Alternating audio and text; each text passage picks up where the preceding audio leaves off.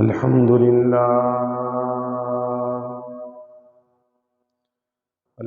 لله الذي شرفنا على سائر الأمم برسالة من اختصه من بين الأنام بجوامع الكلم وجواهر الحكم. وصلى الله تعالى على خير خلقه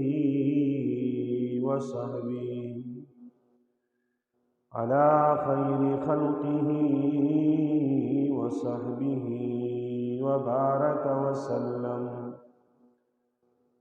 ما نطق اللسان بمدحه ونسخ القلم. أما بعد فأعوذ بالله من الشيطان الرجيم. بسم الله الرحمن الرحيم. واتل عليهم نبأ ابني آدم بالحق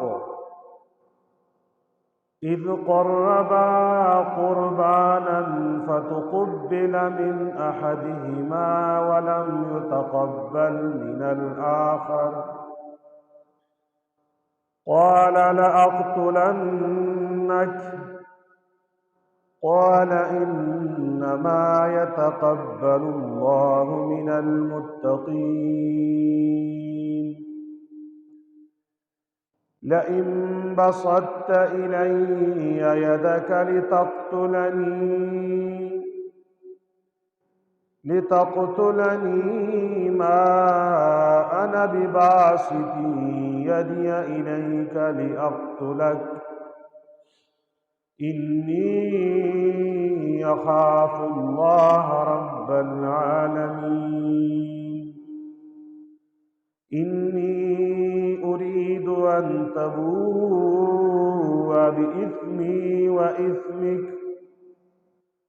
بإثمي وإثمك فتكون من أصحاب النار وذلك جزاء الظالمين. فطوعت له نفسه قتل أخيه فقتله فأصبح من الخاسرين. قال الله تبارك وتعالى في مقام آخر: والبدن جعلناها لكم من شعائر الله لكم فيها خير فاذكروا اسم الله عليها صواف. فإذا وجبت جنوبها فكلوا منها وأطعموا القانع والمعتر كذلك سخرناها لكم لعلكم تشكرون. لن ينال الله لحومها ولا دماؤها ولكن يناله التقوى منكم كذلك سخرها لكم لتكبروا الله على ما هداكم وبشر المحسنين. صدق الله ورسوله النبي الأمي الكريم، ونحن على ذلك لمن الشاهدين والشاكرين، والحمد لله رب العالمين. إن الله وملائكته وملائكته يصلون على النبي يا أيها الذين آمنوا صلوا عليه وسلموا تسليما اللهم صل على سيدنا ومولانا محمد وعلى آل سيدنا ومولانا محمد كما صليت على سيدنا إبراهيم وعلى آل سيدنا إبراهيم إنك حميد مجيد اللهم بارك على سيدنا ومولانا محمد وعلى آل سيدنا ومولانا محمد كما باركت على سيدنا إبراهيم وعلى آل سيدنا إبراهيم إنك حميد مجيد سبحانك لا علم لنا إلا ما علمتنا إنك أنت العليم الحكيم۔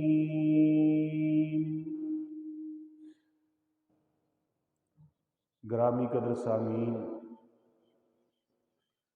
معزز بزرگوں، دوستوں، نوجوان ساتھیوں، جہاں تک میری آواز جا رہی ہے، گھروں میں بیٹھی ہوئی میری آواز سماعت فرمانے والی مسلمان بہنوں، بیٹیوں، السلام علیکم ورحمۃ اللہ وبرکاتہ۔ آج عید الاضحیٰ کا مبارک دن ہے، اور یہ دن مجھے اور آپ کو حضرت ابراہیم خلیل اللہ اور اس کے صاحبزادے اسماعیل علیہ السلام اور حضرت اسماعیل کی والدہ ماجدہ حضرت بی بی ہاجرہ کی قربانیوں، اللہ رب العزت کے ساتھ ان کی محبت اور عشق کے واقعات کی یاد کے طور پہ منایا جا رہا ہے۔ آج کے عید الاضحیٰ کے اجتماع میں دو عنوانات پہ گفتگو کروں گا۔ پہلی بات جس پہ ہمارا مذاکرہ ہوگا وہ یہ ہے کہ عید الاضحیٰ کی حکمت اور فلسفہ کیا ہے، قربانی کا فلسفہ کیا ہے، اور دوسری بات تکبیراتی تشریق کی حکمت اور فلسفہ کیا ہے۔ اللہ رب العزت سے دعا ہے کہ اللہ رب العزت مجھے شرح صدر کے ساتھ قرآن و سنت کا پیغام آپ حضرات تک پہنچانے، ہم سب کو سمجھنے اور عمل کرنے کی توفیق عطا فرمائے۔ آج کے دن پوری دنیا میں مسلمان ایک بہت بڑی اہم عبادت کو بجا لائیں گے، جسے قربانی کہا جاتا ہے۔ قربانی کسے کہتے ہیں؟ قربانی کا معنی کیا ہے؟ قربانی کا مطلب کیا ہے؟ قربانی کا مفہوم کیا ہے؟ تو علماء لغت نے لکھا ہے، ہر وہ چیز، ہر وہ عمل جو اللہ کے قرب، اللہ کی نزدیکی کا ذریعہ بنے، لغت میں اسے قربانی کہا جاتا ہے۔ یعنی لغوی طور پہ ہر کام، ہر عمل، ہر فعل ہر چیز جو اللہ کے رضا اور اللہ کے قرب کی خاطر وہ فعل سر انجام دیا جائے، لغت میں اسے قربانی کہہ سکتے ہیں۔ شریعت میں قربانی کہتے ہیں مخصوص افراد کا مخصوص جانور کو مخصوص دنوں میں مخصوص طریقے سے ذبح کرنے کا نام قربانی ہے۔ یعنی لغت میں تو ہر فعل کو، ہر عمل کو جو اللہ کے قرب کی خاطر بجا لایا جائے وہ قربانی کہلا سکتا ہے، لیکن شریعت میں اللہ کے قانون میں قربانی ہم کسے کہیں گے؟ تو شریعت کے قانون میں مخصوص افراد کا مخصوص جانور کو مخصوص دنوں میں مخصوص طریقے سے ذبح کرنے کو قربانی کہیں گے۔ مخصوص افراد کون سے ہیں؟ مخصوص افراد سے مراد مسلمان ہونا، عاقل ہونا اور بالغ ہونا ہے۔ یعنی وہ مخصوص فرد کے اندر اسلام پایا جائے، عقل پایا جائے اور بلوغت پائی جائے، اور جس جانور کو ذبح کیا جا رہا ہے وہ جانور کون سا ہو؟ مخصوص جانور ہیں۔ ان مخصوص جانوروں کے ذبح کرنے کو جب مخصوص شخص مخصوص دنوں میں مخصوص طریقے سے کرے گا تو یہ قربانی کہیں گے۔ مخصوص جانوروں سے مراد بکرا بکری ہے، دمبا ہے، گائے اور بیل ہے، بھینس اور بھینسا ہے، اونٹ اور اونٹنی ہے۔ یعنی اونٹ اور اونٹنی جس کی عمر 5 سال ہو، بیل اور گائے جس کی عمر 2 سال ہو، بھینس بھینسا جس کی عمر 2 سال ہو، بکرا بکری جس کی عمر 1 سال ہو، بھیڑ جس کی عمر 1 سال ہو، اور دمبا 6 مہینہ کے جو ہو۔ مخصوص افراد مسلمان، عاقل، بالغ، ان 5 قسم کے جانوروں میں سے کسی ایک جانور کو خاص دنوں میں، خاص دنوں سے مراد یوم نہر یعنی ذی الحج کی 10ویں تاریخ عید والا دن ہے، عید کا دوسرا دن ہے اور عید کا تیسرا دن ہے۔ ان مخصوص دنوں میں مخصوص طریقے سے شریعت نے جو ذبح کے قواعد بتائے ہیں اس خاص طریقے کے مطابق مخصوص وقت میں ذبح کرنے کو قربانی کہیں گے۔ مخصوص افراد کا مخصوص جانور کو مخصوص دن میں مخصوص وقت میں خاص طریقے سے ذبح کرنے کو قربانی کہتے ہیں۔ کوئی آدمی عید سے 1 رات پہلے یا قربانی کے 3 دنوں بعد 1 لاکھ جانور ذبح کر کے غریبوں پہ اس کا گوشت تقسیم کرے، ان 1 لاکھ بھی نہیں بلکہ 1 کروڑ جانور ذبح کر دے، ہم انہیں قربانی نہیں کہیں گے، کیونکہ قربانی کی شرائط میں سے یہ بھی ہے اس کے خاص وقت شریعت نے بتایا ہے، اور وہ خاص وقت عید کا دن ہے، عید کا دوسرا دن ہے اور عید کا تیسرا دن ہے۔ ان 3 دنوں میں 5 جانوروں میں سے اونٹ اونٹنی، گائے اور بیل، بھینس بھینسا، دمبا دمبی، بکرا بکری، ان جانوروں میں سے کسی جانور کو بھی آپ ذبح کر لیں گے تو اسے قربانی کہیں گے۔ یہ قربانی کا عمل کب سے شروع ہوا؟ قربانی کی تاریخ کیا ہے؟ قربانی کی ہسٹری کیا ہے؟ قربانی کب سے شروع ہوئی ہے؟ کب سے قربانی چلی ہے؟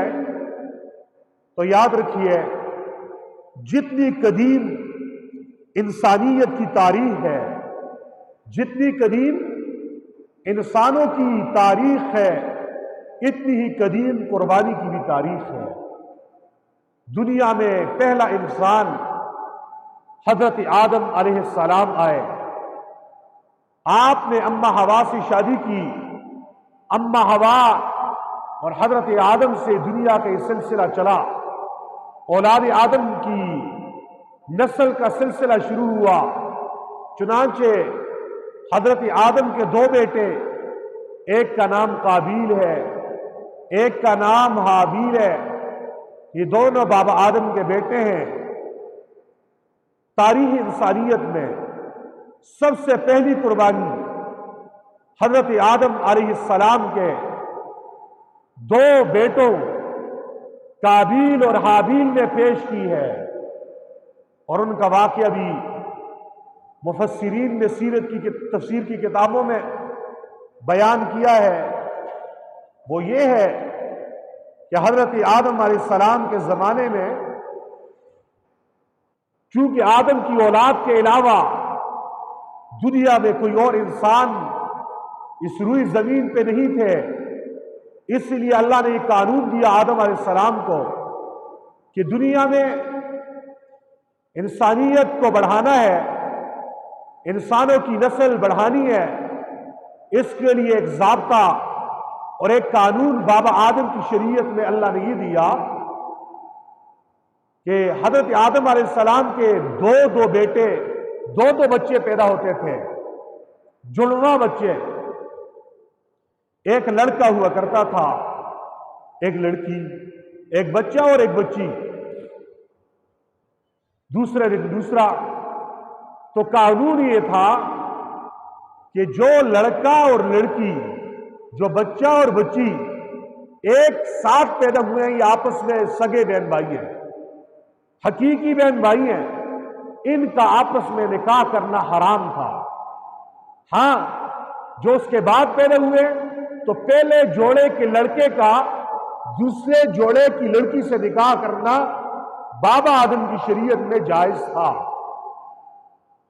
اب کیا ہوا، قابیل کے ساتھ جو بچی پیدا ہوئی وہ بڑی خوبصورت تھی،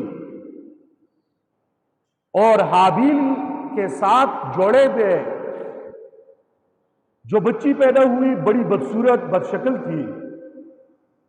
چنانچہ جب ان کی شادی کا موقع آیا، قابیل نے کہا میری بہن خوبصورت ہے، حابیل کی بہن بدصورت ہے، اور میری خوبصورت بہن اس کے نکاح میں جا رہی ہے، میں اس کے ساتھ خود شادی کروں گا، یہ خوبصورت میرے حصے میں آنی چاہیے۔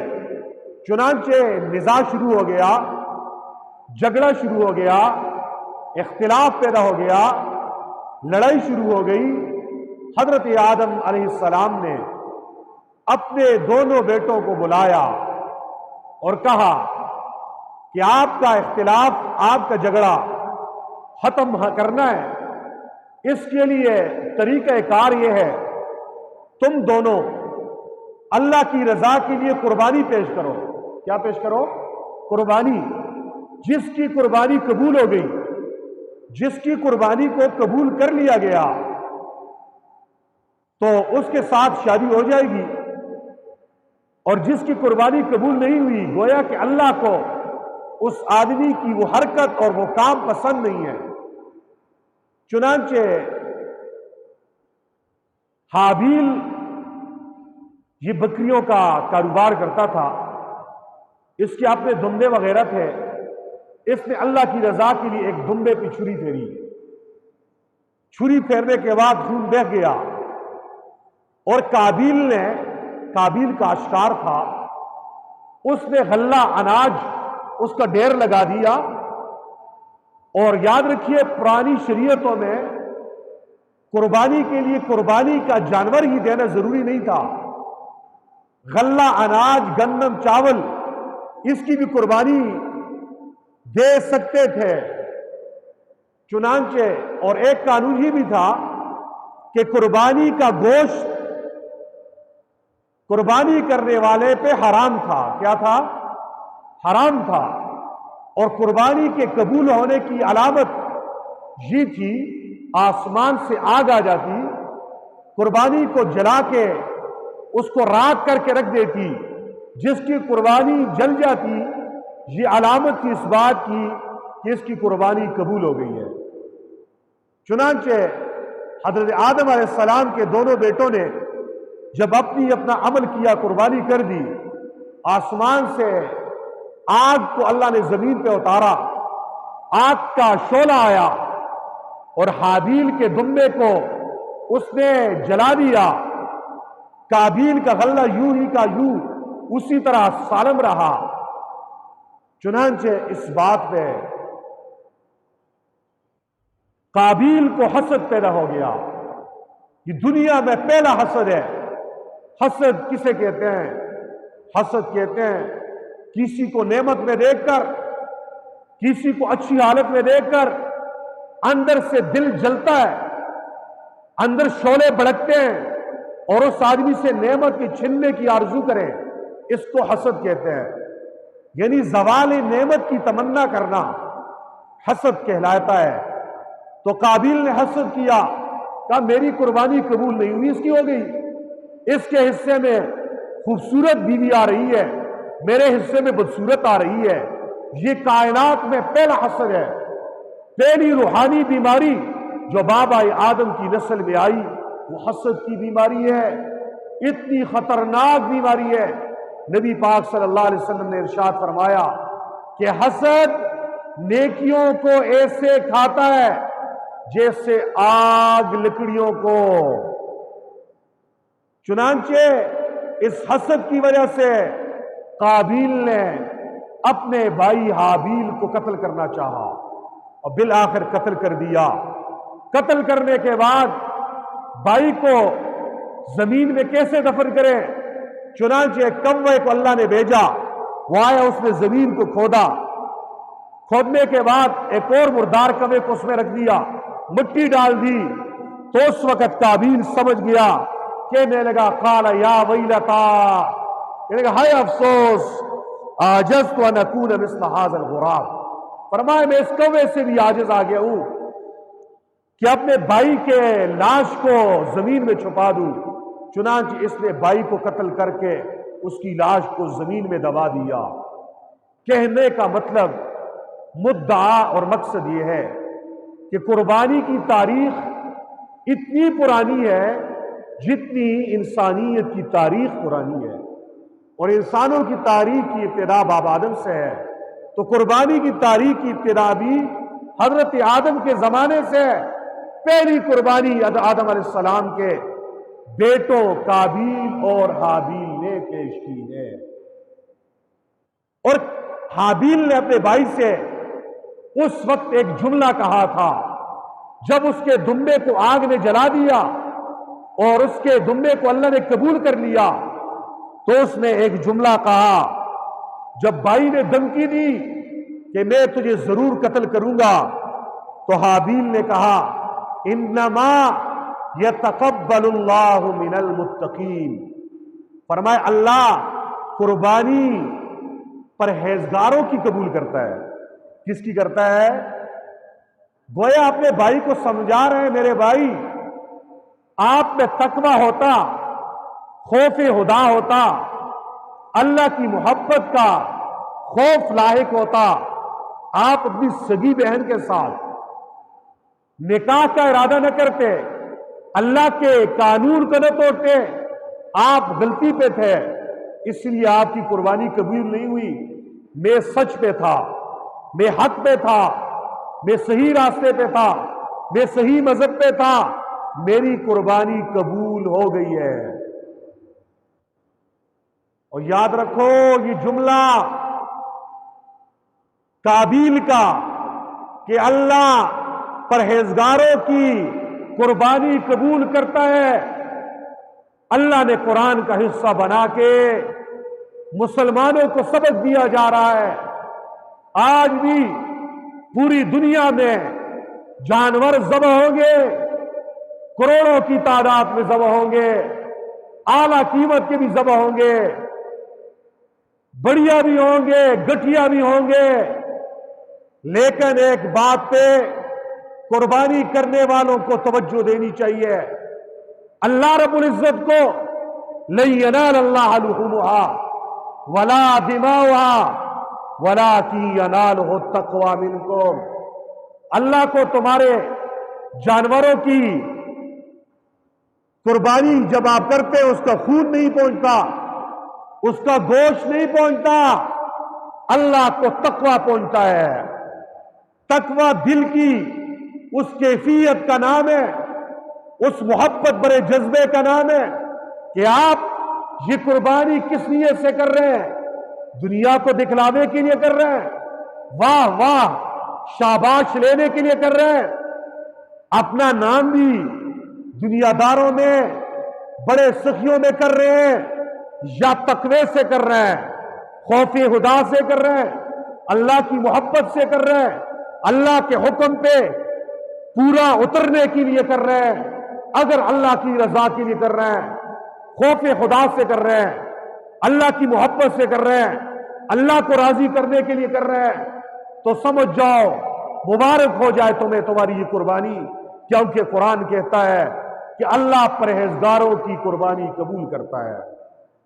اس سے ایک سبق مجھے اور آپ کو یہ دیا جا رہا ہے، تقوی دل میں ہوتا ہے، تقوی زبان پہ نہیں ہوتا میں بڑا متقی ہوں، اور تقوی میں نے کہا گزشتہ جمعے میں اللہ کے محبت برے خوف کی وجہ سے جب آپ نافرمانیوں کو چھوڑ دیں، نیکی کرنا شروع کر دیں، نیک اعمال شروع کر دیں، اسے تقوی کہتے ہیں۔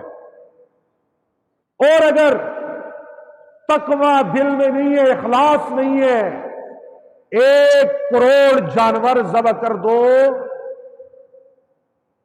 اللہ کو تمہاری اس قربانی کی کوئی ضرورت نہیں ہے، یہ تمہیں جنت لے کے یہ قربانی نہیں جا سکتی۔ تقوی ہے دل میں، خوف خدا ہے، اللہ کی رضا کے لیے کر رہے ہیں، ایک حصہ ڈال دیا تجھے جہنم سے بچانے کے لیے کافی ہو گیا۔ اس لیے اللہ والے اولیاء اللہ اپنے اعمال کو کرنے کے بعد بھی ڈرا کرتے تھے۔ ایک صاحب ہیں، بڑے بزرگ گزرے ہیں، جس کا نام عامر بن عبداللہ ہے، پوری زندگی نماز میں، تہجد میں، عبادت میں، اللہ کی رضا میں گزاری، موت کا وقت آیا، آنکھوں میں آنسو ہیں، زاروں کے تار رو رہے ہیں۔ کسی کہنے والے نے کہا حضرت آپ تو اللہ کے ولی ہو، آپ تو اللہ کے محبوب ہو، آپ تو اللہ کے پیارے ہو، آپ کی زندگی پہ تو ہم رشک کر رہے ہیں، آپ کیوں رو رہے ہیں؟ فرمایا اللہ کے پاس حاضری ہے، کیا پتا میرا کون سا عمل قبول ہے کون سا عمل قبول نہیں ہے۔ نیکی کرنے کے بعد یہ دعا ضرور مانگو، یا اللہ میرے اس عمل کو قبول بھی فرما دیجئے، قبول بھی، اور قبول ہوگا کس کا عمل؟ جس میں تقوی ہوگا، جس میں کیا ہوگا؟ اور یاد رکھیے تقوی سے، اخلاص سے، اللہ کی رضا کے لیے ذرہ برابر چیز بھی آپ نے اللہ کے راستے میں دے دی، یہ قبول ہے، یہ جنت کے جانے کا زینہ بن گئی۔ حضرت علی المرتضیٰ رضی اللہ تعالیٰ عنہ کی روایت ہے، وہ فرماتے ہیں اخلاص کے ساتھ، خوف خدا کے ساتھ، اللہ کی رضا کے لیے، فرمایا چھوٹی چیز بھی اللہ کے راستے میں دے دی، فرمایا یہ چھوٹی نہیں ہے یہ بڑی ہے، اور فرمایا اخلاص نہیں ہے، خوف خدا نہیں ہے، تقوی نہیں ہے، فرمایا بڑی سے بڑی چیز دے دو، فرمایا وہ اللہ کے ہاں اس کی کوئی حیثیت نہیں ہے۔ اسی لیے حضرت ابو الدرداء رضی اللہ تعالیٰ عنہ ایک مرتبہ رو رہے ہیں اور پھر کہنے لگے، فرمایا مجھے پتہ چل جائے میری زندگی کی ایک نماز قبول ہو گئی ہے، فرمایا دوسری طرف یہ زمین سونے کی بن جائے، فرمایا مجھے وہ ایک نماز اس سے زیادہ محبوب ہے کہ ساری زمین کا سونا مجھے مل جائے۔ اس لیے آج جو حضرات قربانی کر رہے ہیں، تم نے قربانی میں اور تو بہت ساری چیزوں کا خیال رکھا ہوگا، ہم قربانی کرتے ہیں، شریعت کا حکم بھی ہے قربانی کا جانور عمدہ ہو، خوبصورت ہو، فربا تازہ ہو، قربانی میں عیب نہ ہو قربانی میں۔ لیکن یاد رکھو اس بیچاری قربانی کا کیا قصور ہے؟ اگر اس کی سینگ نہیں ہے، دم کٹی ہوئی ہے، قربانی نہیں ہوتی۔ اور قربانی والا سر سے لے کر پاؤں تک عیبوں میں ڈوبا ہوا ہے، اس کے عیب جتنے بھی ہوں اس کی قربانی پھر بھی ہو جائے گی؟ نہیں ہوگی۔ جہاں پہ عیبدار جانور کی قربانی نہیں ہوتی، وہیں پہ عیب دار شخص کی بھی قربانی نہیں ہوگی۔ وہ کون سے عیب ہیں جس کی وجہ سے قربانی مردود ہو سکتی ہے اور آپ کے پیسے ضائع ہو سکتے ہیں؟ غور سے سن لیجئے، اخلاص نہ ہو تو قربانی قبول نہیں ہے۔ اور اخلاص کسے کہتے ہیں؟ آپ کا وہ عمل خالصتاً لوجہ اللہ تعالی ہو، خالص اللہ کی رضا کے لیے ہو۔ یہ پہلی شرط ہے کہ عیب نہ ہو اس آدمی میں، قربانی کرنے والوں میں عیب نہ ہو۔ 3 طرح کے عیب بتائے ہیں۔ پہلا عیب، اس میں اخلاص ہو، ریا نہ ہو۔ اخلاص ہو، ریا نہ ہو۔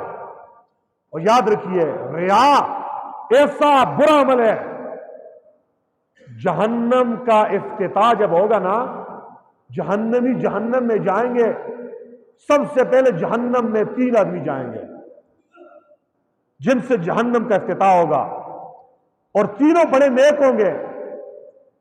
سب سے پہلے جہنم میں جسے ڈالا جائے گا، روایت میں آتا ہے ایک عالم سے افتتاح ہوگا، مولوی صاحب سے افتتاح ہوگا، دوسرا سخی صاحب سے افتتاح ہوگا، تیسرا شہید سے افتتاح ہوگا۔ اس عالم کا قصور کیا تھا؟ اس سخی کا قصور کیا تھا؟ اس شہید کا قصور کیا تھا؟ فرشتے کہیں گے اللہ، اس عالم نے، اس مولوی صاحب نے، اس خطیب صاحب نے، اس قاری صاحب نے پوری زندگی تیرے قرآن کو پڑھا ہے، تیرے قرآن کو پڑھایا ہے، لوگوں کو سمجھایا ہے، لوگوں کو واعظ کیا ہے، خطاب کیا ہے، کتابیں لکھی ہیں، تبلیغ کیا ہے، یا اللہ اس کو کیوں جہنم میں ڈالا جا رہا ہے؟ اللہ کہیں گے ذرا صبر کرو بتاتا ہوں۔ پھر کہیں گے اللہ یہ سخی تھا، اس کے پاس تو دولت تھی، یہ تیرے مخلوق کو کھلاتا تھا، پلاتا تھا، اس کا ہاتھ بڑا کھلا ہوا تھا، اس کو کیوں ڈال رہے اللہ؟ اور یہ تیسرا، یا اللہ تیرے دین کے لیے، تیری رضا کے لیے اس نے تو اپنی جان تک کو قربان کر دیا، جان کے ٹکڑے ٹکڑے کر دیے۔ اللہ کہیں گے میرے فرشتوں سنو، ان تینوں کو جہنم میں اس لیے ڈالا جا رہا ہے، انہوں نے تینوں نے نیکیاں کی ہیں، میرے لیے نہیں کی، اپنی دل کی تسکین کے لیے کی ہے۔ مولوی صاحب نے دین کی خدمت اس لیے کی، لوگ مجھے مولوی صاحب کہیں، لوگ میرے ہاتھ کو چومیں، لوگ میرے استقبال کے لیے کھڑے ہوں، لوگ مجھے تعریفیں کریں۔ اور اس سخی کی صحابت اس لیے رد ہے، اخلاص نہیں تھا، اس نے دنیا سے واہ واہ لینے کے لیے مال دیا تھا کہ لوگ کہیں گے فلانا بڑا سخی ہے، اور جس نے جان دی ہے اس نے جان اس لیے دی، لوگ کہیں گے فلاں اتنا بہادر ہے جس نے اللہ کے لیے جان دے دی۔ انہوں نے میرے لیے نہیں کیا، میرے لیے کیا ہو ذرہ برابر نیکی بھی ہو۔ فرمایا وہ قبول ہے۔ وہ کیا ہے؟ وہ کیا ہے؟ قبول ہے۔ سنو، نیکیاں کرو، اخلاص سے کرو، ذرہ برابر نیکی بھی تمہیں جنت پہنچا سکتی ہے۔ ایک واقعہ یاد آ گیا، سنا لیتا ہوں۔ امام غزالی رحمت اللہ علیہ کا نام آپ نے سنا ہوگا، حدیث، تفسیر، فقہ، تصوف اور ولایت کے امام ہیں۔ امام غزالی چوٹی کے امام ہیں، فوت ہوتے ہیں، انتقال ہوتا ہے۔ کسی شاگرد نے خواب میں دیکھا، حضرت جی کیا حال ہے، کیا بیتی، کارگزاری تو سنائیے۔ تو حضرت نے کہا، فرمایا اللہ کے دربار میں میری حاضری ہوئی، یہ خواب کا واقعہ ہے۔ فرمایا، مرید نے پوچھا حضرت کیا بیتی؟ فرمایا اللہ کے دربار میں حاضری ہوئی. اللہ نے پوچھا غزالی بتا میرے لیے کیا لائے ہو, بتا میرے لیے کیا لائے ہو. فرمایا میں جھوم گیا, میں خوشی سے جھومنے لگا. میں نے کہا اللہ جب سے شعور سنبھالا ہے میں نے قرآن حفظ کیا ہے, رات کو مصلے پہ کھڑے ہو کے قرآن پڑھا ہے, دن کو قرآن پڑھایا ہے, حدیث پڑھائی ہے, جہاد کیا ہے, لوگوں کو تیرا ولی بنایا ہے, ہدایت کی طرف لوگوں کو بلایا ہے. فرمایا اللہ نے کہا وہ غزالی یہ کام تو نے میرے لیے کدھر کیے, اس کا بدلہ تو تجھے مل گیا. تو نے جمعہ اس لیے پڑھایا, لوگوں نے تجھے شاباش دی, کسی نے نذرانے دے دیے, کسی نے تعریف کر دی, لوگوں نے تجھے پیر صاحب کہا, تجھے مفتی صاحب کہا, تجھے خطیب صاحب کہا, تیرا استقبال کر دیا, تیرا بدلہ تو دنیا میں مل گیا. بتا ایسا عمل جو صرف میرے لیے ہو, جو صرف میرے لیے ہو. فرمایا غزالی فرماتے میں کام گیا, پھنس گیا, کیا ہوگا میری نیکیوں میں ایسا کون سا عمل ہے جو صرف اللہ کے لیے ہو. فرمایا اللہ نے کہا او غزالی تیری ایک نیکی نہ ہوتی آج تجھے اونچے منہ جہنم میں ڈال دیتا. فرمایا کیا نیکی اللہ؟ فرمایا تیری نیکی یہ ہے مسلمانوں سنو, اللہ کو تمہارا گوشت نہیں پہنچتا, خون نہیں پہنچتا, تمہارے دل کا جذبہ پہنچتا ہے. اللہ کے ساتھ محبت اور رشتہ جو ہے وہ اللہ دیکھتا ہے, اللہ دل کو دیکھتا ہے. اللہ تمہارے چہروں کو, تمہارے دمبوں اور بکروں کو نہیں دیکھتا, دل پہ نظر ہے. دل ایک ہے, یہ دل ایک کس کو دیا ہے؟ اللہ کو دیا ہے تو قبول ہے. غزالی بتا تیرے سارے اعمال لوگوں کے لیے تھے, دل سے ایک کام میرے لیے کیا ہو اور وہ ایک ہے تیرے کھاتے میں. فرمایا کیا عمل ہے؟ فرمایا غزالی تو ایک دن کتاب لکھ رہا تھا, تو نے قلم کو کاٹا, سیاہی میں ڈبویا, لکھنے لگا.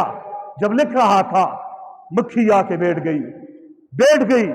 تو لکھنا چاہا, تو نے لکھنا چاہا. جب لکھنے کا ارادہ کیا تیرے دل میں خیال آیا یہ بھی اللہ کی مخلوق ہے, اس کو پیاس لگی ہوگی ایک سیکنڈ کے لیے, قلم کو روک دو. غزالی قلم رکا, اس نے سیاہی چوسی یا نہیں چوسی؟ تو نے میری مخلوق پہ رحم کیا, آج میں تجھ پہ رحم کر رہا ہوں, جا جنت میں داخل ہو جا. وہ اللہ کریم ہے, اور رحم بھی اپنے اندر پیدا کرو. آج ہم ظالم ہیں. عید کی اجتماع کی وساطت سے ایک جملہ کہہ رہا ہوں, آج پہاڑوں میں دیکھو, جدھر دیکھو جہنم کے آگ کے شعلے بھڑک رہے ہیں. او مسلمانوں, ہماری مسلمانی کدھر چلی گئی ہے؟ ہم میں خوف خدا کدھر چلا گیا؟ قربانیاں کرو, خوب کرو, آگ بھی لگاؤ, جنگل کو آگ لگا کے قربانیاں کر رہے ہو, اللہ کو بھی ٹرکا رہے ہو نا. اللہ کو راضی کرنے کے ڈنگ ہوتے ہیں. وہ ایک مکھی کو, پیاسی مکھی کو قلم آگے رکھ کر سیاہی پلانے والے کو بخش دیا. پیاسے کتے کو روایت میں آتا ہے جوتا نکالا عورت نے, پانی نکالا, پیاسے کتے کو پانی پلانے والے کو بخش دیا. اور ایک کو جہنم میں اس لیے ڈالا تھا جس نے بلی کو باندھا, کمرے میں بند کیا, کھلایا نہیں, پلایا نہیں. حضور نے فرمایا جہنم چلی گئی ہے, اللہ نے جہنم میں ڈال دیا ہے. یہ مخلوق اللہ کی ہے. آج ہمارے جنگلوں میں جو ہو رہا ہے اپنے گھاس کے لیے, اپنے بھینسوں کی تمہیں فکر ہے, آگ لگا لے. یہ آگ اگر توبہ نہ کی, خدا کی قسم میں کہہ رہا ہوں کہ جہنم کی شعلے تمہارے لیے ہے. یہ جو شعلے تمہیں نظر آ رہے ہیں نا, اس میں جو پرندے جل رہے ہیں, حشرات الارض جل رہے ہیں, کیڑے مکوڑے جل رہے ہیں. حضور نے یہاں تک فرمایا کسی کافر کو بھی آگ کا عذاب کوئی بادشاہ وقت قاضی القضات نہیں دے سکتا سزا کے طور پہ کہ آگ میں جلانے کی سزا دے دے. کوڑے مار سکتا ہے, پھانسی پہ لٹکا سکتا ہے, موت کی گھاٹ اتار سکتے ہیں, آگ میں نہیں ڈال سکتے. یہ خدا, یہ صرف اللہ کا اختیار ہے. اللہ یہ کر سکتے ہیں. ہم بھی خدا بن بیٹھے, روئی زمین پہ بن بیٹھے, اور آج قربانیاں کر کے اللہ کو بھی ٹرکانا چاہتے ہیں۔ میں نے کہہ دیا انما یتقبل اللہ من المتقین، اللہ قربانی انہی کی قبول کرے گا جن میں تقوی ہوگا۔ دل کو بھی ٹٹولو، جانور کے عیب دیکھے تم نے، بڑے دیکھے، آج لیا ہوگا، اپنے عیبوں پہ بھی نظر کرو نا، کون سے عیب ہے جن کی وجہ سے قربانی نہیں ہوگی؟ پہلا عیب یہ اخلاص نہ ہو تو قربانی نہیں ہوگی۔ دوسرا عیب یہ ہے جس کی وجہ سے قربانی نہیں ہو سکتی، مال حرام ہو، مال حرام ہو، قربانی نہیں ہوگی۔ چاہے جتنے دمبے ذبح کرو قربانی نہیں ہوگی۔ سودی کاروبار کر رہے ہیں، قربانی نہیں ہوگی آپ کی۔ ڈیوٹی پوری نہیں کر رہے، تنخواہ پوری لے رہے ہیں، جتنے بھی ملازم ہیں، چاہے پرائیویٹ یا سرکاری ہیں، اپنے آقا کے ساتھ کمٹمنٹ کی ہے، میں اتنی صلاحیت لگاؤں گا، اتنا وقت لگاؤں گا۔ یہ تنخواہ وقت اور صلاحیت دونوں کی ہے۔ وقت پورا نہیں لگا رہے، ڈنڈی مار رہے ہیں، صلاحیت پوری نہیں لگا رہے، ڈنڈی مار رہے ہیں۔ چاہے یہ ایک آدمی کی چوری کر رہے ہیں یا 22 کروڑ عوام کے سرکاری ملازم چوری کر رہے ہیں، خدا کی قسم ان کی قربانی نہیں ہوگی۔ مال ٹھیک ہو، مال۔ اور یاد رکھو، ہم نے جانور کے عیب ڈھونڈے، لیکن جو تمہارے پارٹنر ہیں نا قربانی میں، ان میں اگر عیب ایک میں عیب ہے تو باقیوں کی بھی قربانی نہیں ہوگی۔ ایک سود خور، ایک کا مال مشتبہ ہے، بہنوں کی، بیٹیوں کی میراث کھانے والا، جزائے خیر دے اللہ۔ پرسوں ایک ساتھی نے توجہ دی کہ مولانا صاحب آپ نے مسئلہ کیوں نہیں بیان کیا؟ تو میں نے کہا میں نے نہ جو ہے نا الیکشن میں کھڑا ہونے، نہ لوگوں سے ووٹ لینے، نہ نوٹ لینے، میں مسئلہ بتاؤں گا، ٹھوک بجا کے بتاؤں گا۔ مسئلہ وہی ہے، حرام مال، چاہے سود کا ہے، چاہے ناجائز زمین دبانے کا ہے، چاہے بہنوں بیٹیوں کا میراث کھانے کا ہے، جتنا بڑا حاجی مولوی بن جائے، تبلیغی بن جائے، اور قربانی کر رہا ہے، نہیں ہوگی قربانی۔ ایک کا مال مشتبہ ہے، دیکھو کون سے ہے تمہارے ساتھ، باقیوں کی نہیں ہوگی۔ اس کی مثال حضرت تھانوی رحمہ اللہ نے یوں دی ہے، نماز کی 4 رکعت ہے، ایک رکعت تمہاری، تم نے اس میں سے کوئی فاسد عمل کیا، 3 رکعت صحیح پڑھی ہے، تو بتاؤ تینوں بھی ضائع ہوگی کہ نہیں ہوئی؟ 4 رکعت میں ایک رکعت میں غلطی ہوئی ہے جس سے نماز ٹوٹی، تو پوری نماز تمہاری خراب۔ اور 6 آدمیوں تمہارا مال پاک ہے، یہ 7واں جو تمہارے ساتھ ہے، تو جیسے بیٹی کے لیے، بیٹے کے لیے رشتہ ڈھونڈتے وقت خوب تحقیق کرتے ہو بندہ کیسا ہے، اور قربانی کے لیے بھی ذرا کر لو نا، یہ تمہارے آخرت کا سودا ہے۔ آدمی ڈھونڈو، صحیح ڈھونڈو۔ اور قربانی میں نے بتایا اللہ انہی کی قبول کرتا ہے جن میں تقوی ہوتا ہے۔ قربانی کا فلسفہ کیا ہے؟ ٹائم مکمل ہے ساتھی، ذرا لیٹ آگے میں اپنی بات کر لیتا ہوں اور وقت پہ انشاءاللہ نماز پڑھائیں گے۔ یہ آج جو قربانی کے جانور اللہ ذبح کروا رہا ہے، اور اس کا فلسفہ کیا ہے، اس کے ذریعے اللہ کیا پیدا کرنا چاہتے ہیں، ہمارے اندر کیا انقلاب لانا چاہتے ہیں، کیا تبدیلی لانا چاہتے ہیں، ہمارے اندر کی دنیا میں کیا تبدیلی لانا چاہتے ہیں۔ ان جانوروں کے ساتھ اللہ کو کیا دشمنی ہے کہ ہزاروں کروڑوں ذبح ہو رہے ہیں؟ یاد رکھو، قربانی اور تکبیرات تشریق، یہ جو ہم پڑھتے اللہ اکبر اللہ اکبر، لا الہ الا اللہ واللہ اکبر، اللہ اکبر وللہ الحمد، ان دونوں کا فلسفہ بتا دیتا ہوں۔ قربانی کا فلسفہ یہ ہے کہ اپنی خواہشات کو، اپنی آرزوؤں کو، اپنی تمناؤں کو، اپنی سوچوں کو اللہ کے حکم پہ قربان کر دو۔ جہاں کہیں بھی قربانی سے تمہارے اندر یہ فکر پیدا کرنا چاہتے اللہ رب العزت، وہ انسان تم اس سے بہت دور چلا گیا ہے، بہت دور چلا گیا ہے۔ آج جانور کی گلے پہ چھری پھیر رہا ہے۔ یہ جانور، یہ بیٹے کے قائم مقام ہے۔ ابراہیم نے دمبے کو ذبح نہیں کیا تھا، اس نے بیٹے کو ذبح کرنا چاہا تھا۔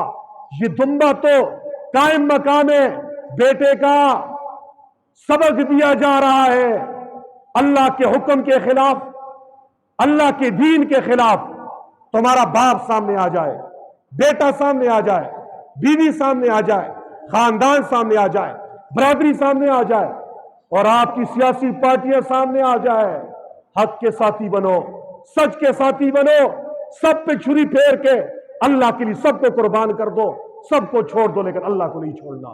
یہ قربانی کا سبق ہے۔ قربانی کا گوشت یہ تو مفت میں ہم کھا رہے ہیں، یہ تو اللہ کی مہمانی ہے۔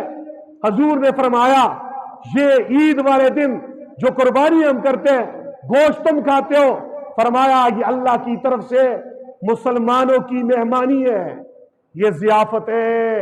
ایک جملہ کہہ دیتا ہوں، ہم اللہ کی طرف سے گویا آگے ملازم ہیں۔ کیا ہے؟ جتنے قربانیوں والے ہیں نہ سنے غور سے، یہ ملازم ہیں، اور اللہ کی طرف سے گویا پارٹی ہے، آج مہمان نوازی اللہ کر رہا ہے، ہم آگے ویٹر ہیں۔ اوے اس لیے اپنے فریجوں کو بھرنے والوں بھر سکتے ہو، مسئلہ ہی ہے، لیکن تقوی یہ ہے، اللہ کی چاہت یہ ہے، حضور کی چاہت یہ ہے۔ آج عید کا دن ہے، حضور نے فرمایا یہ اللہ کی طرف سے مہمانی ہے، تو اس لیے اس مہمانی میں یہ نہ دیکھو کس کو دوں کس کو نہ دوں۔ فقہا نے یہاں تک لکھا ہے مسلمانوں کی بستی میں رہنے والے کافر جو غیر مسلم ہے، مسلمان نہیں ہے، زکوٰۃ ان کو نہیں دے سکتے، فطرانہ نہیں دے سکتے، قربانی کا گوشت ان کو بھی کھلا دو۔ یہ آج اللہ کی طرف سے مخلوق خدا کی مہمانی ہے۔ اس لیے آج ذرا ہمارا رویہ چینج ہو گیا ہے۔ جب سے یہ فریج آئے ہیں نا، ہم نے مہمانی کو، اللہ کی چیز کو دعوت اللہ نے دی ہے، جن کو بلایا اور ہم سائڈ پہ کر رہے ہیں، ان کو نہیں کھلا رہے ہیں۔ اس لیے کیا کیا جائے؟ بہتر یہی ہے 3 حصے کر دیں، ایک حصہ اپنے رشتہ داروں کو دیں، اور رشتہ داروں کو دینے میں بھی ایک غلطی عام طور پہ ہوتی ہے، لوگ سمجھتے ہیں جس کی قربانی ہے اس کو نہ دو، یا مالدار ہے اس کو نہ دو، اوے یہ اللہ کی مہمانی ہے اور دو، اس کو بھی دو، وہ آپ کو دے یا نہ دے، تو دے دے، اس کا ڈبل ثواب ہوگا۔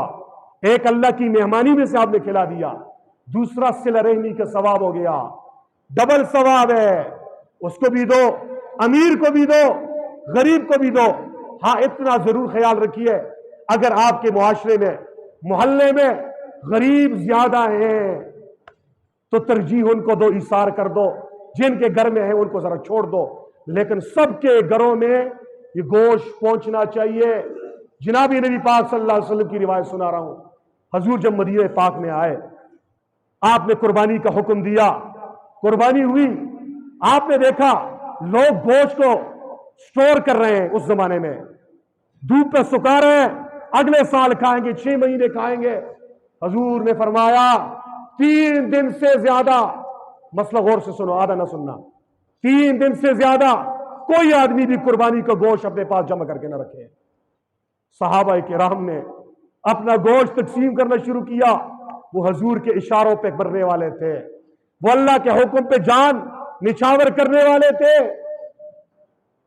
اگلا سال آیا، صحابہ حضور کے پاس لپک کے آ گئے، اے اللہ کے نبی، آپ نے یوں فرمایا تھا اس سال بھی ہم گوشت 3 دن سے زائد جمع نہ کریں۔ سنو، حضور نے فرمایا میرے صحابہ، گزشتہ سال میں نے یہ حکم اس لیے دیا تھا، ہمارے مدینے میں ایک مسلمانوں کا ایک قافلہ ہجرت کر کے آیا ہے، وہ غریب لوگ تھے، غربا تھے، ان کے مکان نہیں ہے، کھانے پینے کے لیے کچھ نہیں ہے، اے انصار تم مالدار تھے، میں نے حکم دیا 3 دن سے زائد جمع نہ کرو، ان بھائیوں کو کھلاؤ۔ اب وہ اپنے پاؤں پہ کھڑے ہو گئے، اب ان کے پاس بھی ہے، اب اگر تم جمع کرنا چاہو تو جمع کر سکتے ہو۔ دونوں روایتوں سے ملا کے ایک سبق میں دے رہا ہوں، وہ یہ ہے اگر کسی آدمی کی فیملی بہت بڑی ہے، 200 احباب کا حلقہ بہت بڑا ہے، اور اس کے پاس آئیں گے ملنے کے لیے، تو اپنا گوشت گھر میں رکھے اور کھلائے، جب مہمان آئے ان کو کھلا دے، نہیں تقسیم کر سکتا، اس روایت پہ عمل کر دیں جو حضور نے اجازت دی۔ اور جس گاؤں میں، جس علاقے میں غریب غربا زیادہ ہیں. خیال رکھو، حضور نے جملے سے فرمایا تھا نا، 3 سے زائد دن سے زائد جمع نہ کرو، غریبوں کی خاطر روکا تھا، غریبوں کی خاطر منع کیا. تو آپ کے علاقے میں اگر غریب غربا زیادہ ہے، قربانی کرنے والے کم ہیں، نہ کرنے والے زیادہ ہیں، تو پھر اپنے سٹور میں مت بھرو. اللہ رازق ہے، اللہ تمہیں بھی دے گا، مجھے بھی دے گا. اس لیے ان چیزوں کا خیال رکھیے. اور تکبیر تشریق سے بھی اللہ ہمارے اندر یہ پیدا کرنا چاہتے ہیں. جب آپ زبان سے کہتے ہو اللہ اکبر، اللہ سب سے بڑا ہے، اللہ تو اللہ رب العزت ان جملوں کو 9 ذی الحج سے 13 ذی الحج کی اثر تک کہلاتا ہے. اور ہر نماز میں ہر دن میں 5 مرتبہ ہر رکعت میں کہلاتا ہے. ہمارے دل میں یہ فکر پیدا کرنا چاہتے ہیں سب سے بڑا کون ہے، سب سے بڑا حکم کس کا ہے. اس لیے جب بڑے اللہ کے، جب کبیر اللہ کا حکم آ جائے، سامنے چھوٹے ہیں، اللہ کے مقابلے میں ساری مخلوق صغیر ہے، اللہ کبیر ہے. جب کبیر کے حکم کے مقابلے میں صغیر کا حکم آ جائے، صغیر باپ ہے تو چھوڑ دو، ماں ہے تو چھوڑ دو، خاندان ہے تو چھوڑ دو، تمہارا نفس ہے تو چھوڑ دو، کبیر اللہ کے حکم پہ چل جاؤ. یہ قربانی اور تکبیراتی تشریق کا فلسفہ ہے. وقت پورا ہو گیا ہے. وآخر دعوانا ان الحمدللہ رب العالمین. نماز کا طریقہ تمام حضرات کو آ رہا ہے، لیکن یاد دہانی کے لیے طریقہ میں بتا دیتا ہوں. وہ یہ ہے کہ 2 رکعت نماز واجب عید الاضحیٰ، منہ میرے کعبہ شریف کی طرف، حاضر پیچھے اس امام کے، ماں 6 تکبیرات زوائد، اللہ اکبر. زبان سے کہہ دیا ٹھیک ہے، نہ کہا. دل میں آپ آئے ہو، گھر سے جب نکل کے آئے ہو نا، عید کی نیت سے آئے ہو، تو یہ نیت آپ کی ہو گئی ہے. زبان سے کہنا ضروری نہیں ہے، کہہ دیا تو یاد دہانی ہو جائے گی، ذرا غفلت ختم ہو جائے گی. تو پہلی رکعت میں ہم اللہ اکبر کہنے کے بعد ثنا پڑھیں گے. ثنا پڑھ کے اس کے بعد 3 تکبیرات زائد پڑھیں گے. اللہ اکبر، پہلی مرتبہ آپ نے ہاتھ اٹھانے پھر چھوڑنے، دوسری مرتبہ اللہ اکبر ہاتھ اٹھانے پھر چھوڑنے، تیسری مرتبہ اللہ اکبر ہاتھ اٹھا کے پھر ہم نے باندھنے. اس کے بعد جو ہے نا سورۃ فاتحہ پڑھیں گے، پھر سورت پڑھیں گے. یوں پہلی رکعت ہم مکمل کر لیں گے. دوسری رکعت میں جب کھڑے ہوں گے، پہلے فاتحہ ہوگی، سورت ہوگی. رکوع میں جانے سے پہلے 3 تکبیرات زائد ہم پڑھیں گے. پہلی میں بھی آپ نے کانوں کی طرف ہاتھ اٹھانے، رفع یدین کرنا ہے. دوسرے میں پھر تیسری تکبیر پہ آپ نے رفع یدین کر کے پھر سیدھا جو ہے نیچے رکوع میں جانا ہے.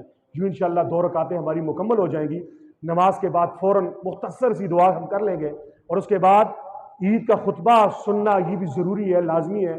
کوئی ساتھی خطبہ سنے بغیر نہ جائیں، اور خطبہ سن کے پھر آپ اپنی قربانیوں کے لیے جا سکتے ہیں. وآخر دعوانا الحمدللہ رب العالمین.